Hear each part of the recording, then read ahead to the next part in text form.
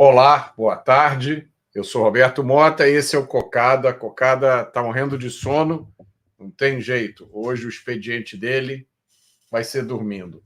Boa tarde para todos vocês.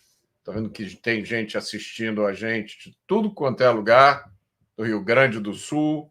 Eu vi uma pessoa aqui que está assistindo de Boca Raton. Eu vi alguém, me perdi aqui nas mensagens, que está assistindo a gente da Reserva Raposa Serra do Sol, em Roraima. O Roberto, meu xará, aqui de Governador Valadares.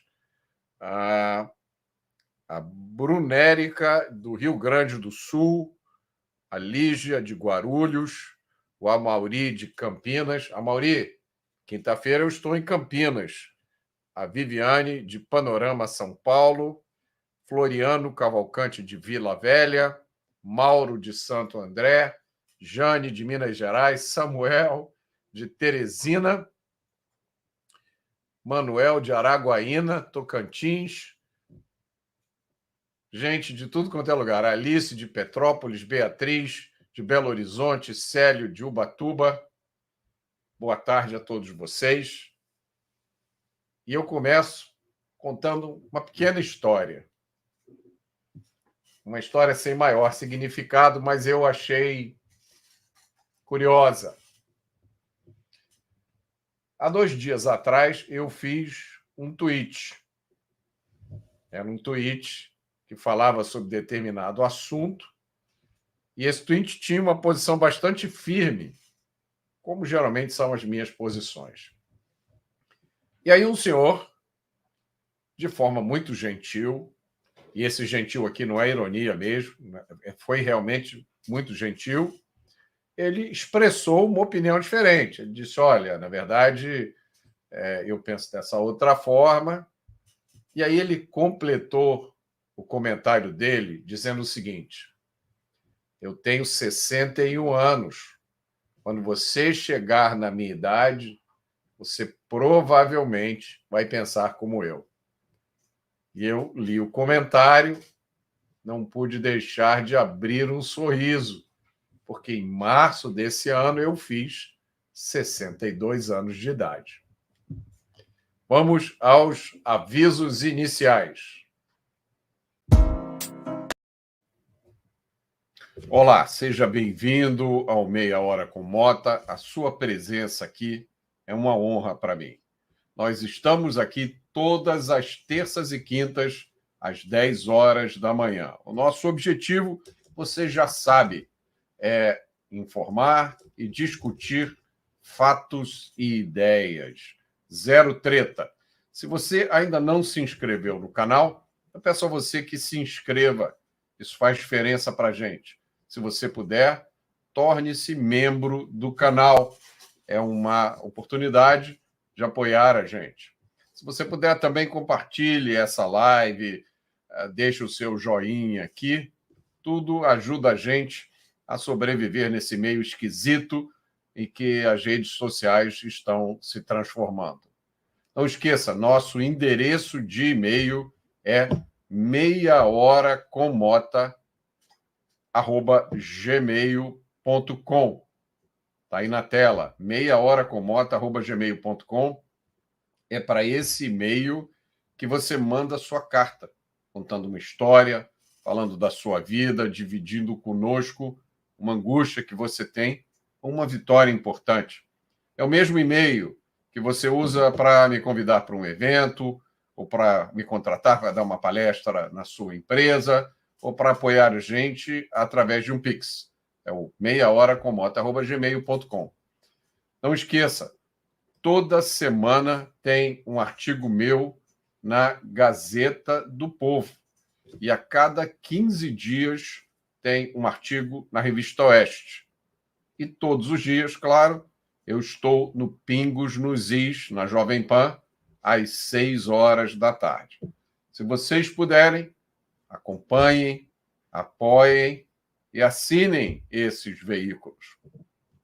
Todos os livros que eu menciono aqui estão disponíveis na minha livraria online. Ela está aqui, ó. Se vocês olharem aqui embaixo da tela, no canto direito, livrariadorobertomota.com.br. Depois que o programa acaba, a produção coloca os links dos livros na descrição do vídeo aqui no YouTube, e aí vocês podem acessar os livros apenas dando um clique. Finalmente, nós conseguimos atender o pedido de muita gente, lançar uma lojinha com camisetas, canecas e até roupas pet, tudo com frases interessantes. Você encontra tudo isso na nossa nova lojinha, que é a loja do robertomota.com.br. Vista boas ideias na loja do robertomota.com.br.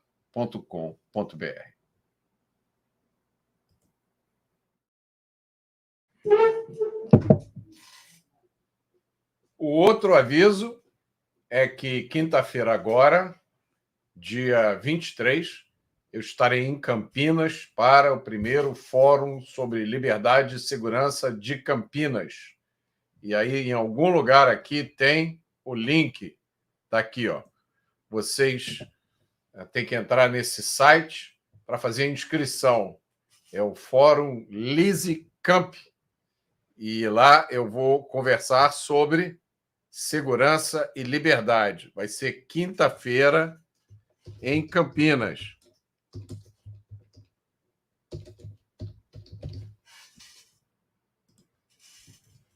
O outro aviso interessante é que quarta-feira, amanhã, às 14 horas, eu vou participar de uma audiência pública na Câmara dos Deputados, no Congresso Nacional, na Comissão de Constituição e Justiça.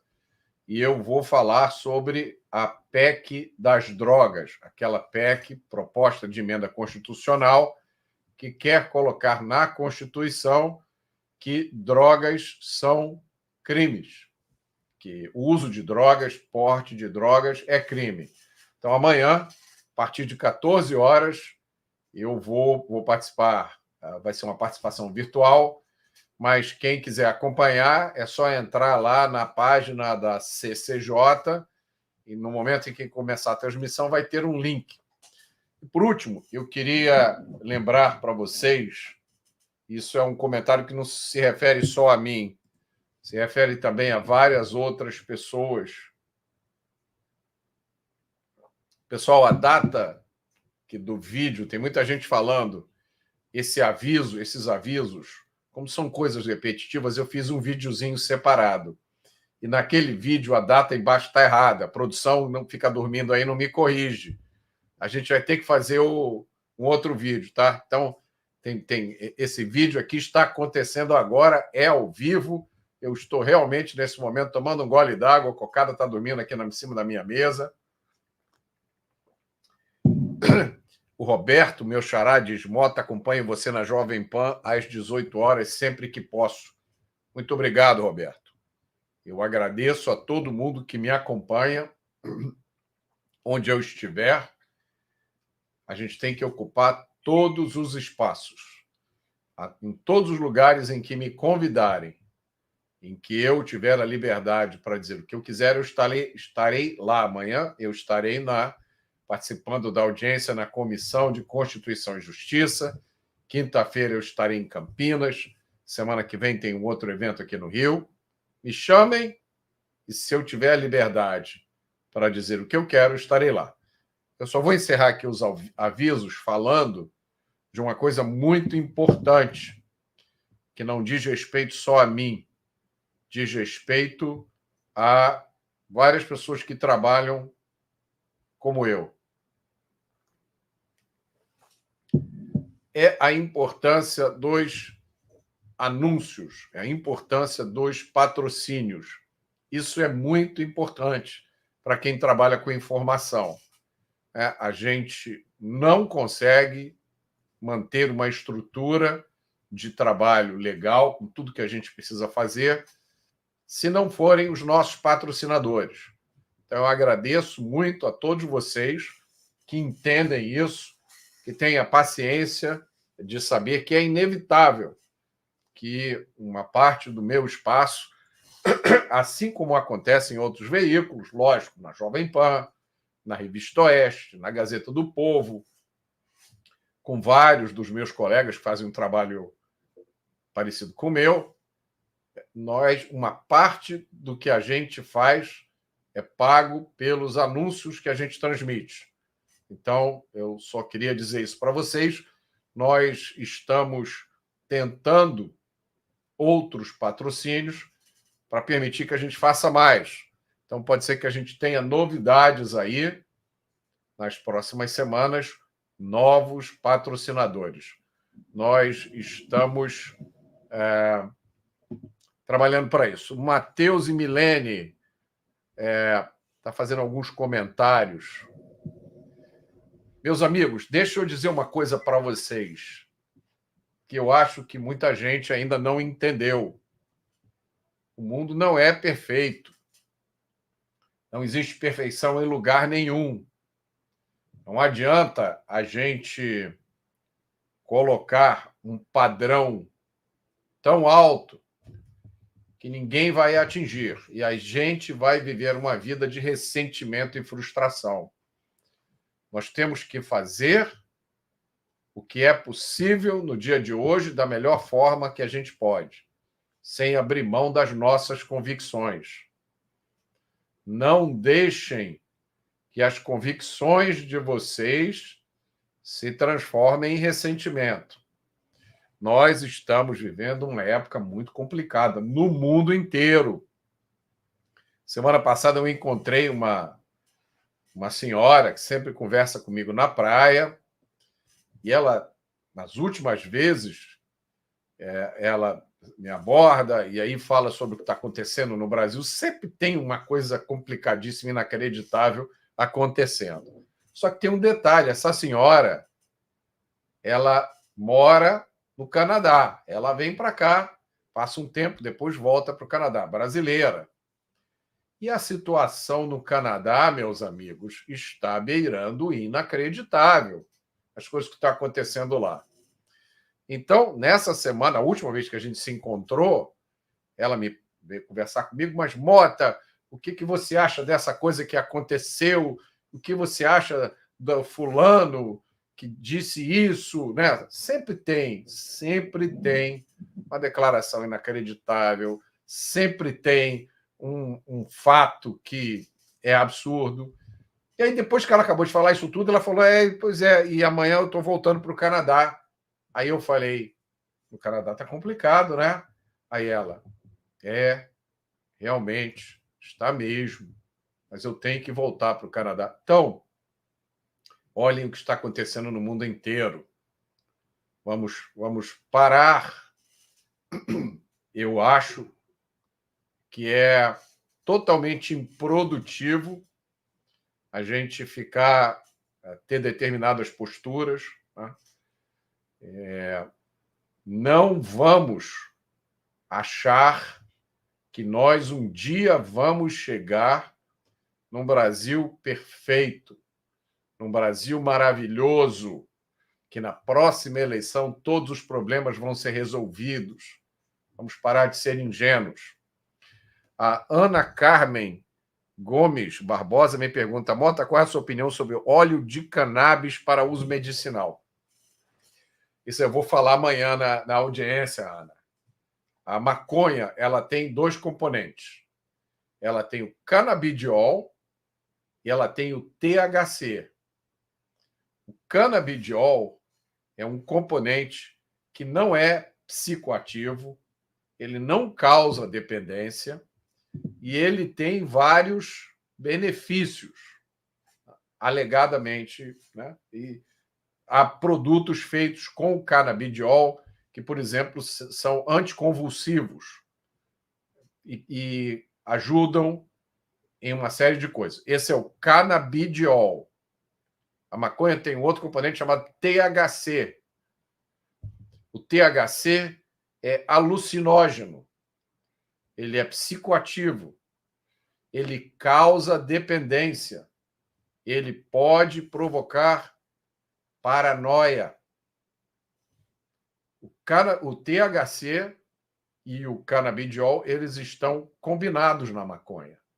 A pessoa, quando fuma um baseado, ela ingere as duas substâncias. Então, o óleo de canabidiol pode ser bom para tratar determinados problemas de saúde? Pode. Mas é o óleo de canabidiol, não é a maconha. Não existe maconha medicinal. Tá? Mas eu estou me desviando aqui, esse não é o assunto de hoje. Deixa eu amanhã falar lá na Comissão de Constituição e Justiça. Quem sabe semana que vem eu não faço um programa aqui só sobre drogas. Tem muito para falar. Vamos aos comentários.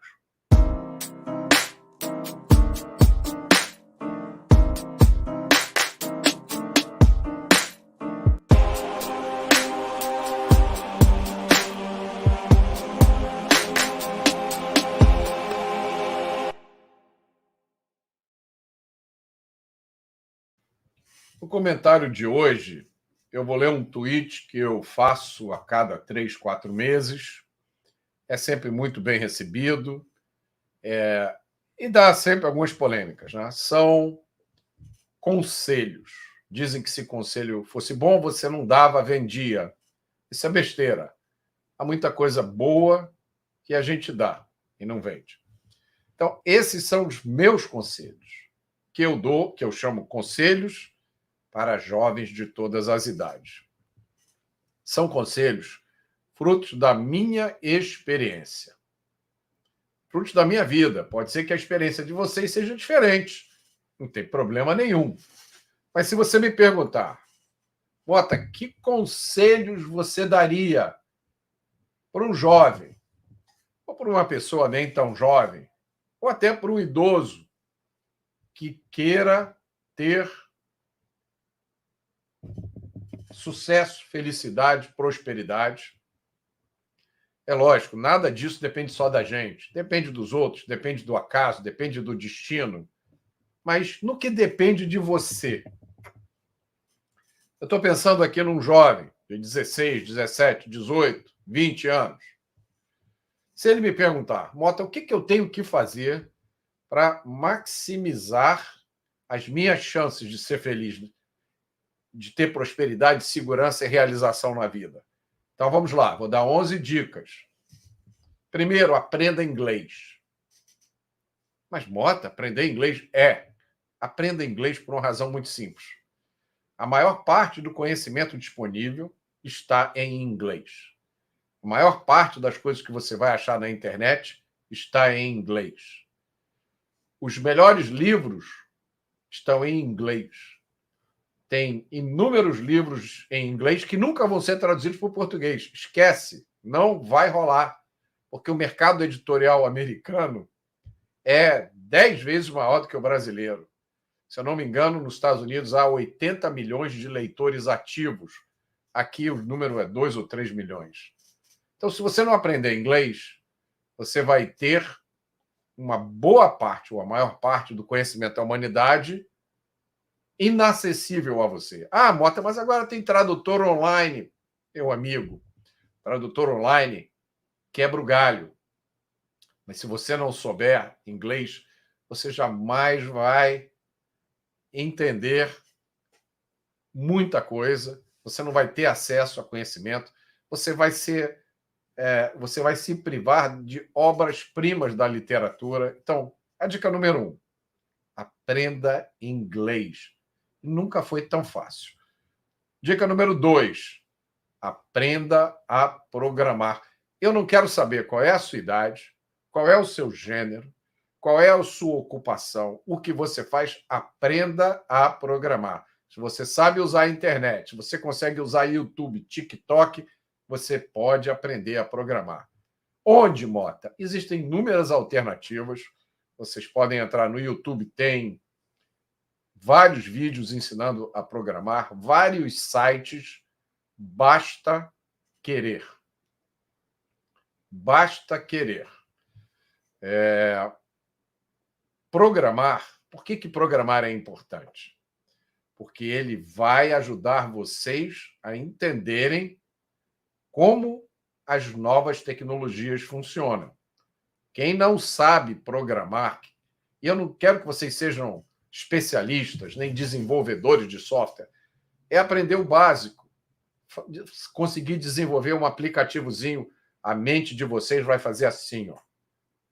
Porque quem não... depois que você aprende a programar, você vai mudar a sua visão sobre um monte de coisas que você hoje não entende como é que funcionam. A forma de você raciocinar vai mudar. Não, eu vou repetir, não interessa a sua idade. Você tem a minha idade, 62 anos, nunca programou na vida? Pode aprender. Como eu disse, há inúmeros sites hoje ensinando você a programar. Terceiro, aprenda matemática financeira. Ô, Mota, mas que coisa chata, matemática financeira. Pois é. E se você não aprender matemática financeira, você é refém de espertalhões. Você nunca vai entender como é que funcionam investimentos. Você não vai saber o que significa os juros numa prestação que você paga. Matemática financeira é fundamental para a sua independência. É chato? Eu vou admitir, é chato. Matemática financeira não é o assunto mais animador que existe, não é o assunto mais divertido. Mas se você não sabe matemática financeira, você vai ficar refém na mão de quem sabe. Quarto, aprenda a falar em público. Aprenda a se expressar. Aprenda a, na frente de um monte de pessoas, defender a sua opinião. Inúmeros livros estão disponíveis, sites que ensinam como você falar em público. Isso é super importante. Eu vejo tantas pessoas competentes, inteligentes, realizadas na vida. Você bota a pessoa para falar na frente de um grupo, ela trava, ela fica muda, ela gagueja, ela fala baixo. Comunicar é fundamental. Quinta dica. Essa, em termos de prosperidade, talvez seja a dica mais importante de todas. Gaste menos do que você ganha. Isso eu aprendi com meu pai. Meu pai nunca foi um homem rico. A minha mãe não trabalhava, trabalhava em casa. Meu pai era o único salário da família. Ele criou 4 filhos e terminou a vida com um patrimônio razoável, com o salário que ele ganhava. Qual o segredo dele? Ele gastava menos do que ele ganhava. E o que sobrava, ele poupava ou investia. Se você gasta mais do que você ganha, não importa o que você faça. Não importa as suas sacadas de investimento, né? Tem aquele amigo que deu aquela dica infalível. Se você gasta mais do que você ganha, você não está caminhando para a prosperidade. Você está caminhando para a pobreza. Eu sei, né? Todo mundo quer muitas coisas. A gente quer muita coisa que a gente não pode ter. Essa é a realidade. Então você tem que entender, tem coisas que você não vai poder ter. Em troca, você vai acumulando uma poupança, que depois vira um investimento, que depois vira um patrimônio, depois vira segurança e liberdade. Sexta dica: cuide do corpo, cuide da mente e cuide do espírito.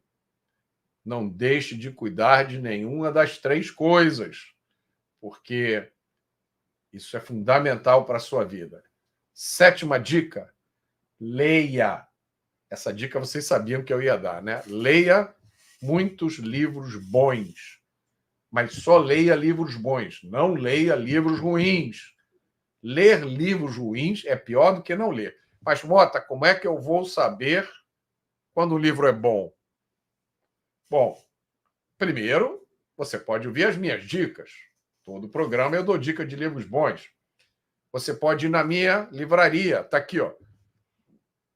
Livraria do robertomota.com.br. Lá tem uma seção recomendados.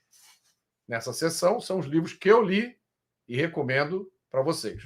Ou vocês podem pegar recomendações de pessoas que vocês confiam, pessoas que vocês sabem que têm uma boa cabeça, uma boa cultura. Agora, não leia um livro só porque está todo mundo lendo. Não leia um livro só porque você entrou na livraria e está lá, best-seller, mais vendido. aí você compra porque está todo mundo lendo. Isso é jogar dinheiro fora. Leia livros bons. Dica número 8. Aprenda a escrever bem. Muita gente está ouvindo essa minha dica agora e vai sacudindo a cabeça. Mas como assim, Mota? Como assim? Aprenda a escrever bem. Aprenda a colocar as suas ideias no papel. Aprenda a contar uma história. Tem inúmeros livros, eu já indiquei aqui, cursos também que ensinam isso. Eu tenho muita vontade de fazer um curso sobre como escrever, para ensinar as pessoas. Quando você aprende a escrever, você aprende a pensar, porque a escrita é uma forma de organizar o pensamento. Para muita gente que tem dificuldade de escrever, eu dou uma sugestão. Comece a escrever um diário. Um diário. Não é coisa bobinha, não. Todo dia, sente e relate o que aconteceu no seu dia, os pensamentos que você teve, aquilo que você se lembrou, um sentimento que está com você ali naquele momento. Escrever é uma coisa que a gente vai desenvolvendo. E eu, sinceramente, nas redes, hoje, nunca teve tanta gente escrevendo, né? Basta você olhar nas redes sociais. Muita gente escrevendo. Agora, quando você vai ler o que as pessoas escrevem, meu Deus do céu. Então, aprenda a escrever bem. Dica número 9, nunca pare de aprender. Mantenha sempre acesa a curiosidade. Eu estou o tempo inteiro querendo aprender coisas novas de todo tipo. Dica número 10. Essa dica aqui, eu acho que foi a primeira dica que eu dei para o meu filho. Uma das grandes lições que eu aprendi na vida. 3 inimigos. Todos nós temos 3 inimigos. A Soraya Boyer está dizendo que nós perdemos a Alice Munro na semana passada. Eu não sabia, Soraya. Alice Munro é a minha escritora favorita. Ela ganhou o Prêmio Nobel de Literatura tem alguns anos. É a minha escritora absolutamente favorita, é uma escritora canadense maravilhosa. Mas voltando ao que eu estava dizendo aqui. Todos nós temos na vida 3 grandes inimigos. O primeiro é o medo. A gente deixa de fazer muita coisa na vida porque a gente tem medo. Medo de fracassar, medo do ridículo, ou medo de sofrer alguma represália. Eu perdi inúmeras oportunidades na vida por medo. O segundo inimigo é a preguiça. Eu vou fazer isso amanhã, isso vai dar muito trabalho. Para que isso? Também perdi muitas oportunidades na vida por preguiça. E o terceiro grande inimigo é o rancor. O Guito está dizendo, e o quarto inimigo que é o Estado. Guito, eu estou falando aqui sobre coisas pessoais. Medo, preguiça e rancor. A minha experiência são 3 inimigos espreitando a gente a vida inteira. E, por último, é uma lição fruto de uma reflexão que eu fiz essa semana. Eu estava lendo um livro excelente e me veio essa percepção. É fundamental para a nossa felicidade nós sabermos adiar a realização de desejos. A gente quer uma coisa e a gente tem que saber, para eu conseguir isso, vão ter que se passar vários anos. Para eu conseguir isso, eu vou ter que empenhar muito esforço. O Carlos Oliveira está dizendo, Mota, por que você não faz um mix de curso e nos ensina com preço acessível? Uma boa ideia, Carlos. Eu vou fazer. Então, essa capacidade de saber, olha, eu hoje não vou sair de noite, porque eu vou economizar dinheiro. Nessas férias, eu poderia gastar a minha economia toda indo para a Europa, mas eu não vou, eu vou economizar esse dinheiro, porque eu quero, daqui a 15 anos, realizar o desejo de ter a minha casa. Essa capacidade de adiar um desejo e de trabalhar por aquilo, eu vi em muita gente, faz a diferença de lá na frente na vida você ter uma situação boa ou você ter uma situação ruim. Tem gente que passa a vida inteira vivendo por curto prazo, só que a vida é ao longo prazo. Então, essas são os conselhos, e eu sempre termino citando uma frase do presidente americano Calvin Coolidge, foi presidente dos Estados Unidos no início do século XX.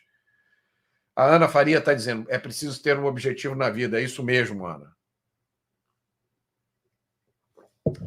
Prestem atenção no que disse Calvin Coolidge. Nada nesse mundo pode substituir a persistência. O talento não pode. Não há nada mais comum do que homens talentosos e fracassados. A genialidade também não pode. Gênios não recompensados estão em todos os lugares. A educação também não pode. O mundo está cheio de gente instruída e que nunca chegou a lugar nenhum. Persistência e determinação, apenas elas são onipotentes. E agora vamos às notícias.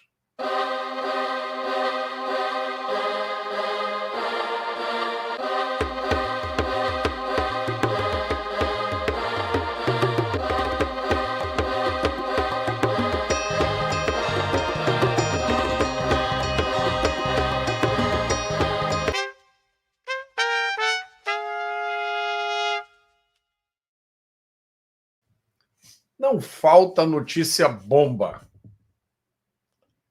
Então, vamos lá. Primeira notícia. Não sei se vocês viram, um cidadão estava num carro em São Paulo, uma Lamborghini, se eu não me engano, um carro de luxo. Ele foi assaltado por um, desculpem o termo técnico, vagabundo. E o sujeito botou um revólver na cabeça dele, levou o relógio. E aí saiu numa moto. A vítima do crime foi com o carro atrás, atropelou o ladrão, o bandido, acabou destruindo o carro de luxo.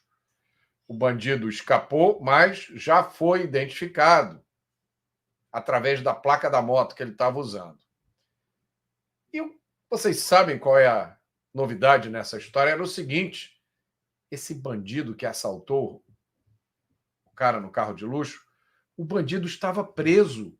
Ué, Mota, como é que ele estava preso se ele estava na rua assaltando? É que ele estava preso no tal regime semiaberto, que é uma coisa maluca que inventaram no Brasil. Nessa prisão semiaberta, o bandido fica o dia inteiro na rua, fazendo o que ele quiser. Teoricamente, ele está estudando e trabalhando, mas, gente, ele é bandido. Se ele fosse um estudante, um trabalhador, ele nunca teria sido condenado e preso em primeiro lugar, né? Então ele fica na rua fazendo o que ele quer, geralmente cometendo outros crimes. E aí eu pergunto a vocês, como é que é possível que um país tenha a insanidade de dizer que isso é prisão? Como é que você julga um criminoso, processa, condena, sentencia, coloca num presídio, depois você deixa ele passar o dia inteiro na rua e você diz que isso é prisão. E você diz que isso ajuda na reinserção social. Olha a reinserção social aí. é uma arma na cabeça de um motorista para roubar um relógio. Ninguém sabe quantas pessoas esse criminoso já matou, ninguém sabe quantas ele já assaltou. Como é que se pode defender uma coisa dessas? No entanto, você encontra inúmeros especialistas, sociólogos, sei lá o quê, juristas, inúmeros juristas defendendo isso. A prisão no regime semiaberto é fundamental para a reinserção social. Nunca apresentam dados nenhum. Não tem dados. É crença deles. Agora, contra essa crença, tem essa realidade que a gente viu aí. Estão me pedindo aqui notícias boas. Mota, quais são as notícias boas? Tem notícia boa. Milei em Madrid. Milei, o presidente da Argentina, foi convidado para um evento em Madrid, organizado por um partido de direita espanhol chamado Vox. E aí o Milei soltou o verbo. Milei falou que os malditos socialistas assassinaram 150 milhões de seres humanos. É fato. Milei disse: basta de socialismo, basta de fome, basta de miséria. Foi aplaudido de pé. E aí o Milei aproveitou o evento e fez críticas, deu uma indireta em relação à esposa do primeiro-ministro espanhol, que é socialista. O primeiro-ministro, Pedro Sánchez, é socialista. Inclusive, não sei se vocês lembram, alguns meses atrás, houve uma série de grandes manifestações na Espanha contra esse primeiro-ministro, porque ele fez acordo com um grupo separatista lá para dar anistia para o grupo e receber em volta o apoio do grupo para ser eleito. Esse é o ministro socialista da Espanha, Pedro Sánchez. O Milei soltou o verbo. O Milei disse: o socialismo conduz à servidão, à morte. Abrir a porta ao socialismo é um convite à morte. Cara, Milei defendeu que os princípios básicos do liberalismo são a defesa da vida, da liberdade e da propriedade privada. E aí eu comentei no Pingos nos Is, meu Deus, que inveja da Argentina. Inveja branca, né? Claro, mas que inveja da Argentina. E sabe quem mais estava lá em Madrid? O primeiro-ministro da Hungria, Viktor Orbán, a primeira-ministra da Itália, Giorgia Meloni, e o deputado português André Ventura, do partido Chega de Portugal. É lógico que a grande mídia pirou na batatinha com essa reunião. Um grande jornal da grande mídia, não vou dizer o nome, mas vocês sabem qual é, aqui do Rio de Janeiro, chamou esse evento de Encontro da Ultradireita Internacional. Não é poético? Ultradireita Internacional. Isso é um exemplo do que o grande Guilherme Fiuza, meu amigo, chama de os milicianos do idioma. Vocês já tinham ouvido essa expressão do Guilherme Fiuza? É essa turma que distorce a linguagem, são os milicianos do idioma. O Milei não disse nada demais. Essa associação de socialismo com corrupção é mais do que conhecida, né? Vamos lembrar só aqui que um caso, no final do ano passado, o primeiro-ministro de Portugal, António Costa, ele renunciou ao cargo. Por quê? Porque estava sendo investigado pelo Ministério Público, porque ficou próximo demais de algumas empresas ali. Basta olhar a Venezuela, Cuba, Nicarágua. E isso deixa a gente espantado cada vez mais com a coragem do Milei. Não só com a inteligência, mas com a coragem do Milei. É como o Ricardo Reis está dizendo aqui: se você não é esquerda, você é ultradireita. É isso aí. Ultradireita, extrema-direita. Cada dia os milicianos do idioma inventam uma expressão diferente. E o Milei, eu acho que hoje na cena internacional, né, tem esses nomes que eu falei aqui. O Viktor Orbán, primeiro-ministro da Hungria, que é de direita, a primeira-ministra da Itália, Giorgia Meloni, o André Ventura, que é deputado português, líder do Partido Chega. Tem alguns outros nomes.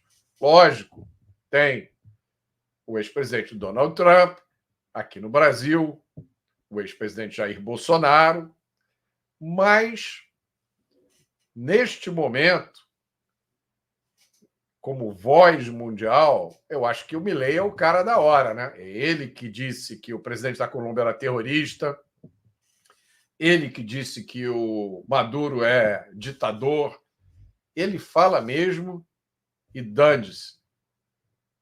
Então, essa é a notícia boa. O Milei foi na Espanha e deu o recado. Notícia ruim. Um promotor do Tribunal Penal Internacional pediu a prisão dos líderes do Hamas e do primeiro-ministro Benjamin Netanyahu de Israel.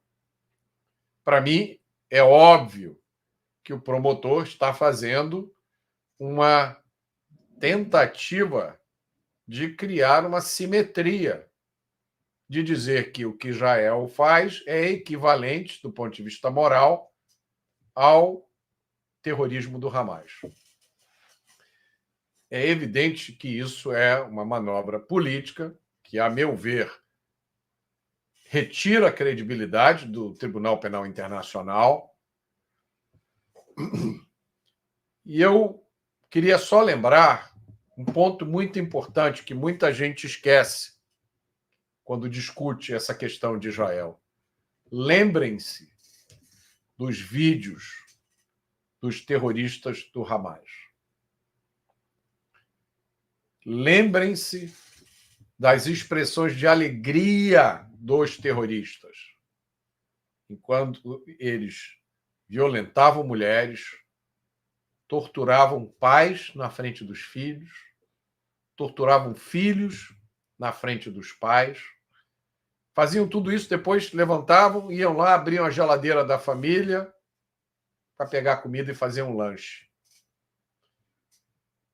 A alegria, a naturalidade com a qual eles massacraram as pessoas em Israel, eu acho que isso não tem paralelo em nenhum lugar. Eu conversei com pessoas, militares, que lutaram em guerras, e eles dizem, Roberto, nas guerras muitas vezes acontecem coisas absurdas, imorais, mas ninguém nunca viu essas coisas serem feitas com a alegria que esses terroristas fizeram o massacre de 7 de outubro.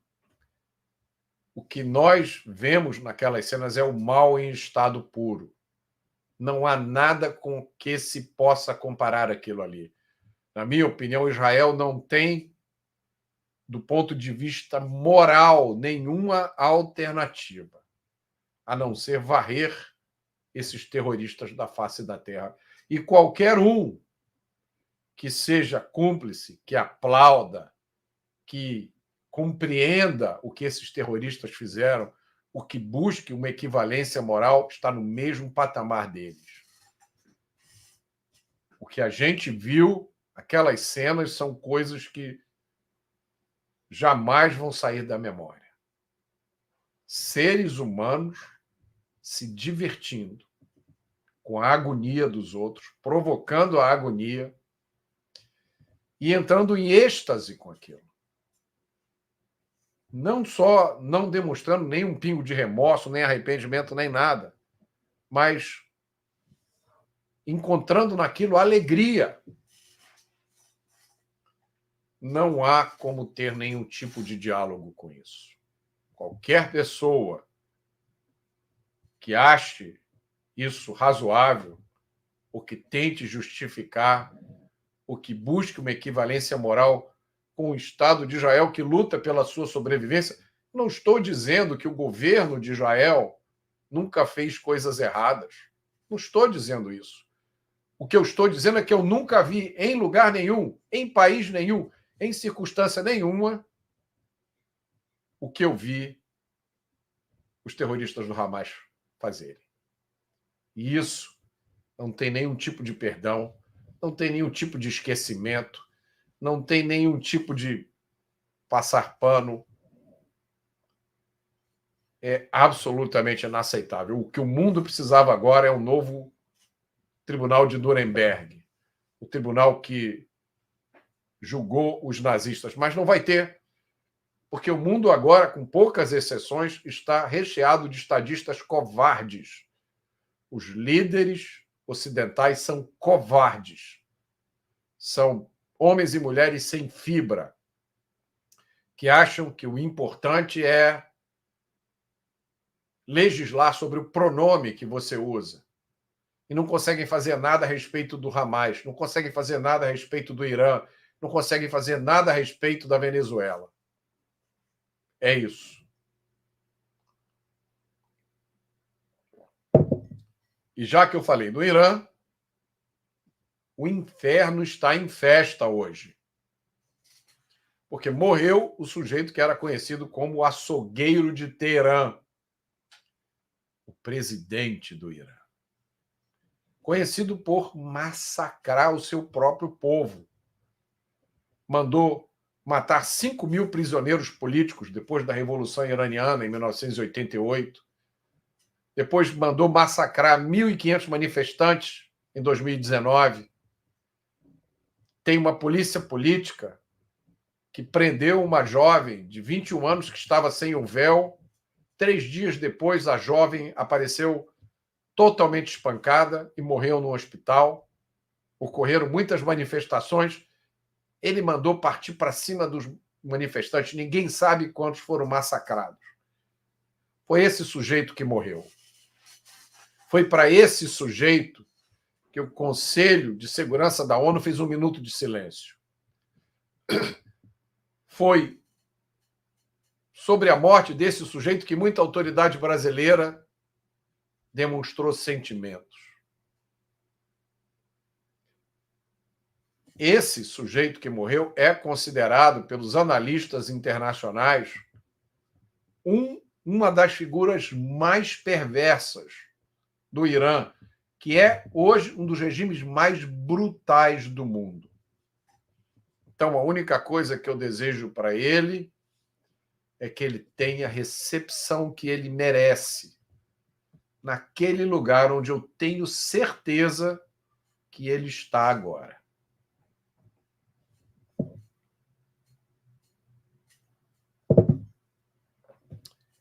Outra notícia aqui interessante, que eu vou comentar com muito cuidado, porque esse programa está operando com muito cuidado. Todo mundo no Brasil agora tem que ter muito cuidado. O que aconteceu é o seguinte: um ministro fez a seguinte declaração ontem. Das pessoas que são presas no Brasil em flagrante, né? Os criminosos presos no Brasil em flagrante, 50% deles são liberados na audiência de custódia. Um ministro fez essa declaração. Ministro de Estado.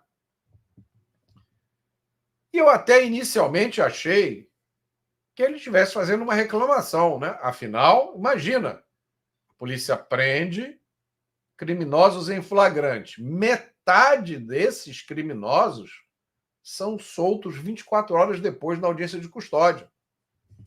Uma coisa absurda. E aí eu me toquei, o ministro não estava reclamando. Ele estava falando sobre isso com orgulho, como se fosse uma coisa positiva. Mas no Brasil acontecem 40 mil homicídios por ano, são mais de 100 homicídios por dia. No Brasil acontecem, só nas capitais, mais de 2 milhões de assaltos por ano. É um assalto a cada 15 minutos. Como é que você pode achar bom que metade dos criminosos presos pela polícia são soltos em 24 horas? Aí eu me lembrei do seguinte, disso aqui, ó. Isso aqui é um evento que vai acontecer aqui no Rio de Janeiro, numa universidade. na quinta-feira.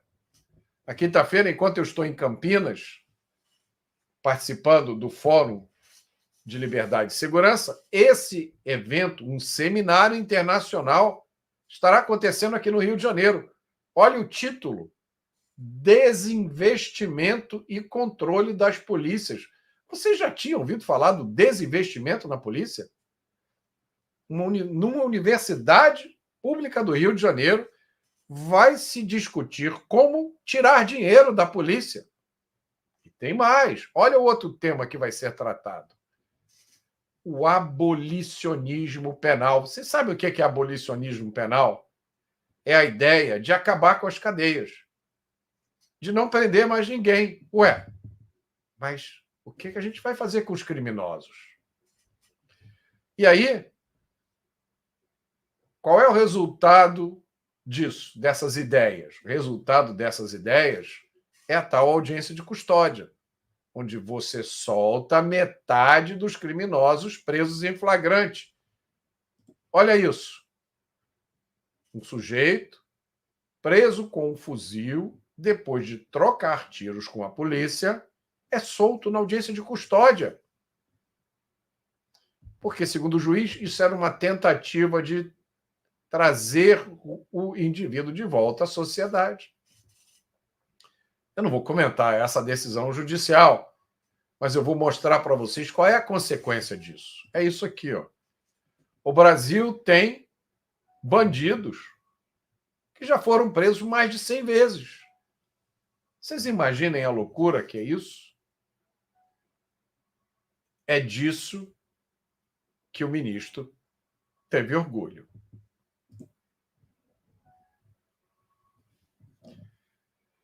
Que mais? Tem uma notícia aqui que eu acho que é uma notícia boa, que parece, né, que são fortes os rumores que o governador Tarcísio, que hoje está no Republicanos, deve mudar de partido e ir para o PL, o partido do presidente Jair Bolsonaro. Essa mudança, eu acho que seria ótima para Tarcísio e também para Bolsonaro. Lógico, isso tem o tempo certo para acontecer, mas o curioso é que muita gente não sabe que Tarcísio está num partido diferente do partido do Bolsonaro, né? Tem muita gente que acha que o Tarcísio já está no partido do Bolsonaro. Tanto que, olha só, presta atenção nisso, na eleição de 2022, mais de 500 mil eleitores em São Paulo votaram para governador no número 22, que é o número do PL, porque achavam que o Tarcísio era do PL, mas o Tarcísio é do Republicanos. O número do Tarcísio era 10. Então, no primeiro turno, o Tarcísio perdeu mais de 500 mil votos porque as pessoas achavam que ele estava no PL, mas ele está no Republicanos. Portanto, Tarcísio ir para o PL, eu acho que é a coisa mais natural do mundo. E é legal porque eu conversei com uma pessoa, um amigo que é do PL, ele disse o seguinte: Roberto, isso aí é como um rio correndo para o mar. E eu achei essa expressão muito bonita. O Tarcísio indo para o PL é o rio correndo para o mar. E a última notícia é uma notícia ruim. Foi encontrado o corpo de um policial que estava desaparecido em São Paulo, um policial militar. O nome do policial é Luca. O pai dele também é policial. O corpo de Luca foi encontrado com o rosto desfigurado e as mãos amarradas, indicando que ele foi torturado, provavelmente pelo Tribunal do Crime. Enquanto procurava por Luca, a polícia localizou 8 corpos e 2 ossadas. Nenhuma organização de direitos humanos falou nada. nenhuma entidade divulgou nota. Nenhum ministro fez nenhum discurso emocionado. Nenhuma universidade, eu aposto, nenhuma universidade vai pendurar uma faixa perguntando quem matou Luca. E é uma vergonha as coisas que acontecem nesse país.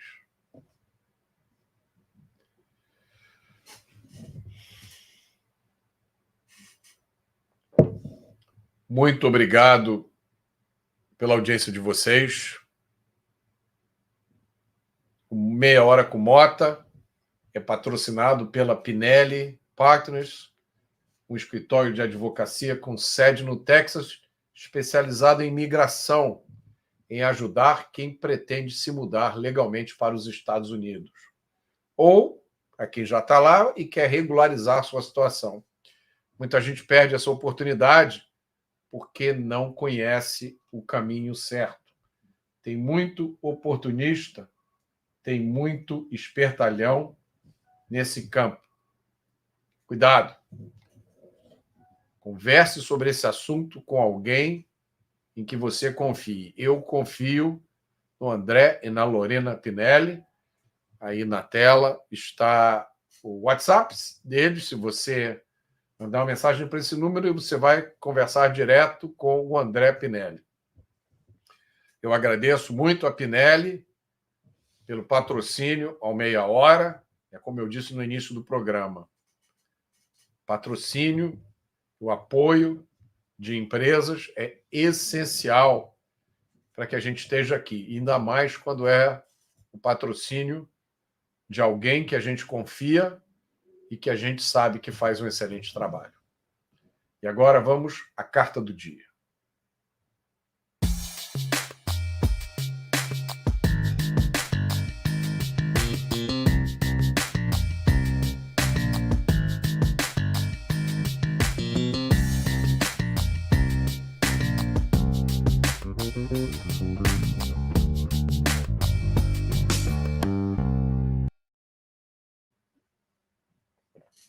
Alô, amigo Mota. Bom dia. Sou médico formado há 35 anos. Entrei para a faculdade de medicina aos 16 anos e me formei aos 22. Sou de uma família de 3 filhos. Meu pai era corretor de imóveis e minha mãe, já falecida, era dona de casa. Com todo o esforço do meu pai, ele conseguiu formar 2 médicos e um engenheiro. Hoje, meu pai é aposentado, tem 87 anos e vive seu segundo casamento. A aposentadoria que ele recebe não paga nem a metade das suas despesas. Eu e meus irmãos pagamos seu aluguel, o condomínio e o plano de saúde. É um absurdo que um homem que trabalhou sua vida inteira para formar 3 filhos, hoje não tenha uma aposentadoria digna que banque suas necessidades mais básicas. São coisas que acontecem em nosso Brasil, o eterno país do futuro. Sou carioca, casado e tenho 2 filhos. Meu filho tem 19 anos e está tentando pela segunda vez entrar para o IME, o Instituto Militar de Engenharia, ou o ITA, o Instituto Tecnológico da Aeronáutica, as 2 melhores escolas de engenharia do Brasil. Uma do Exército, outra da Aeronáutica. A minha filha tem 17 anos e está no ensino médio, pensando em fazer medicina. Tenho notado que hoje em dia o currículo escolar é mais abrangente do que era na minha época. Porém, a educação é muito superficial. Os alunos, apesar de receberem mais informações, não fixam essa aprendizagem e saem da escola mal preparados para a realidade do nosso país e para a vida. Quero lhe dar os parabéns pelo seu brilhante trabalho de conscientização das pessoas em seus programas, tanto nas redes sociais quanto na Jovem Pan, nos Pingos e também na Revista Oeste e na Gazeta do Povo. Não perco nenhuma live sua. Quando tenho oportunidade, estou sempre indicando seu canal para meus pacientes e amigos, para que suas mensagens de otimismo e bom senso cheguem ao maior número de pessoas. Eu sei que é um trabalho de formiguinha. Muito obrigado por tudo. Estou passando por sérias dificuldades financeiras, mas ao assistir o seu trabalho e ler os seus livros e os livros que você indica, sinto uma força e um estímulo para ir em frente, que me faz muito bem. Um grande abraço. Continuemos juntos nessa luta. Ricardo. E agora vamos aos livros de hoje.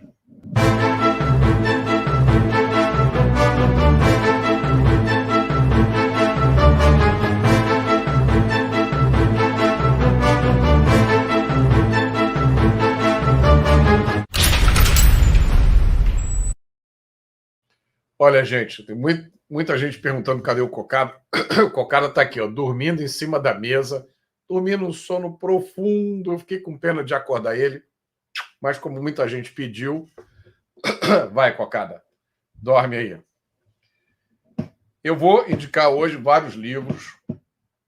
Vocês não precisam ler tudo o que eu indico. Eu indico vários livros para dar opções para vocês. Tá? E, como sempre, os livros que eu indico aqui são livros que eu li e aprovei e recomendo.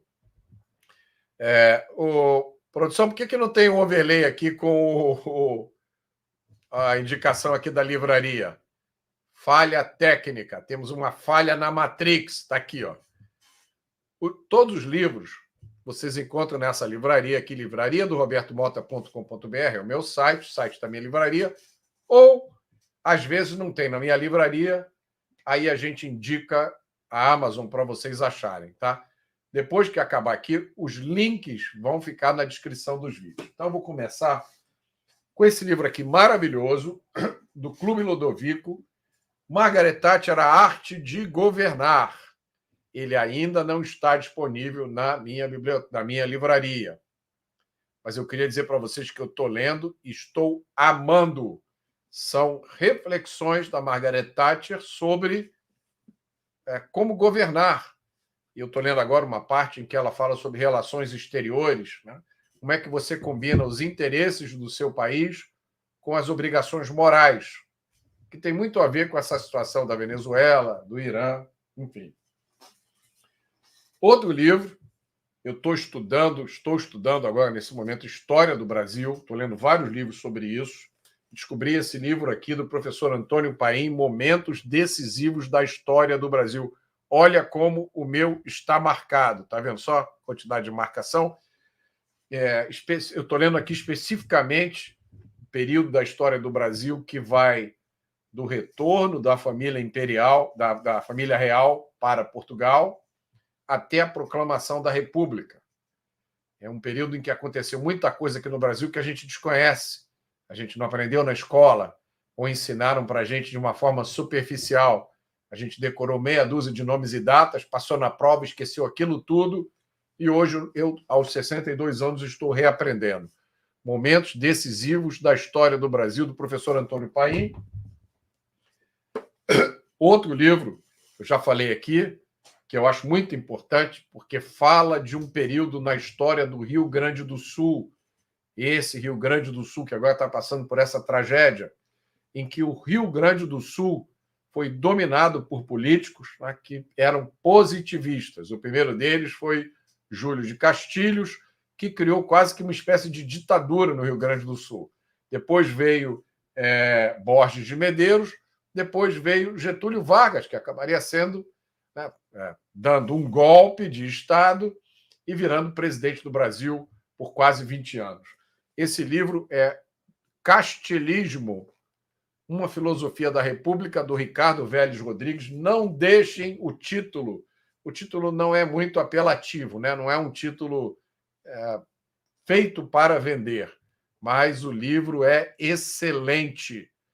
Livro de cabeceira, para vocês comprarem, lerem aos poucos, estudarem.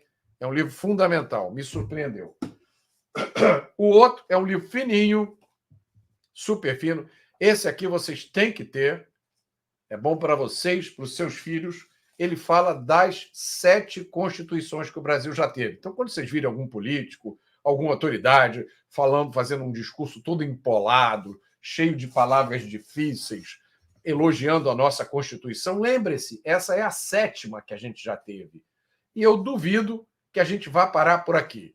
Então, para você conhecer as outras constituições, tem um livro super fino, objetivo, bem escrito, do Rodrigo Saraiva Marinho, História do Brasil pelas suas constituições. Ele fala de cada uma das constituições e descreve como era o Brasil naquela época.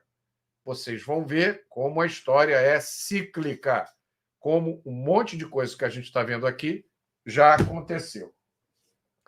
E especificamente sobre a primeira Constituição que o Brasil teve, a de 1824, que foi outorgada pelo então imperador Dom Pedro I, tem esse outro livro aqui, A Constituição do Império do Brasil, organizado pelo professor Rafael Nogueira, que foi presidente da Biblioteca Nacional. Também é um livro maravilhoso, vai te contar muitas coisas sobre a história do Brasil que você não sabia ou que mentiram para você, tá? Especificamente em relação à Constituição de 1824. Havia uma Assembleia Constituinte em 1823. Essa Assembleia Constituinte foi dissolvida pelo imperador Dom Pedro I e Dom Pedro outorgou uma Constituição que ele próprio escreveu junto com a comissão. Por que o Dom Pedro I dissolveu a Assembleia Constituinte? Por que ele resolveu ele mesmo outorgar uma Constituição? Por que essa Constituição que foi outorgada por Dom Pedro I foi a que mais durou na história do Brasil? Ela durou 65 anos. Nenhuma outra Constituição nem chega perto.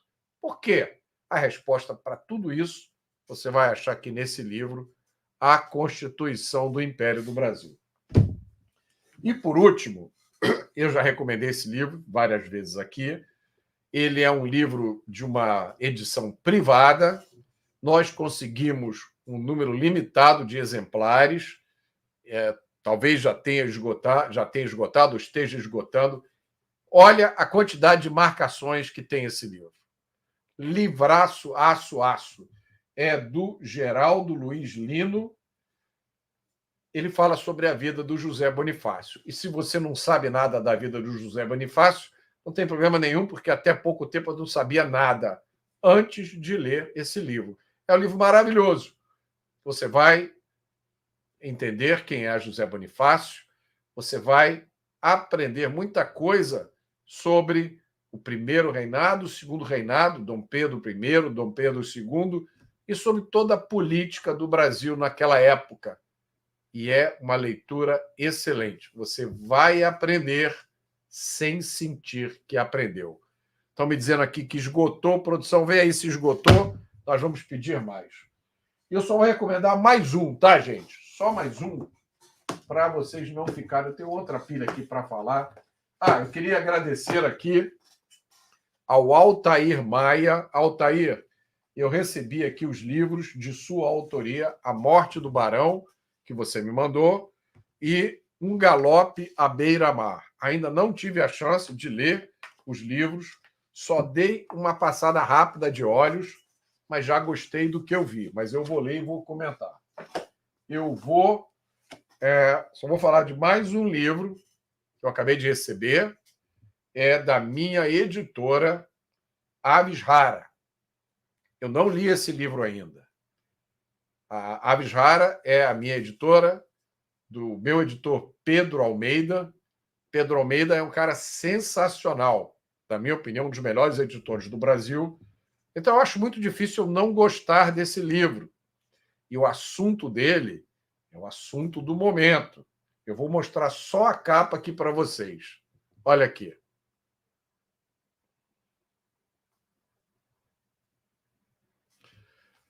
Eu dei uma olhada rápida e eu acho que eu vou gostar muito desse livro, mas eu vou ler antes de comentar para vocês.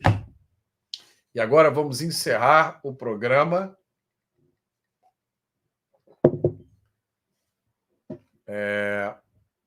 A Vilma Libânio está me pedindo, Mota, você que é o leitor assíduo, poderia, numa próxima, discorrer sobre a linguagem neutra e seus malefícios. Vilma, acho que não vale a pena a gente perder tempo com isso. Não existe linguagem neutra. O que existe são fantasias ideológicas criadas pelos milicianos do idioma, como disse o Guilherme Fiuza. Isso é um assunto com o qual não vale a pena perder tempo nenhum. Zero. Então, eu vou terminar com um pensamento. Esse pensamento é meu, uma reflexão minha. O livro bom é aquele que te faz ler outros livros. Com isso, a gente encerra o programa de hoje.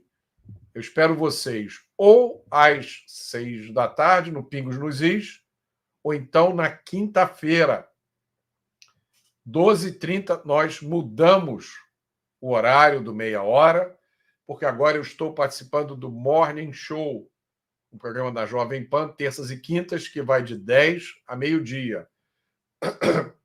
Tem sido uma experiência muito boa. Se vocês estiverem disponíveis nesse horário, deem uma olhada. E eu vejo vocês, então, às 6 horas ou na quinta-feira, 12h30. Muito obrigado e boa tarde.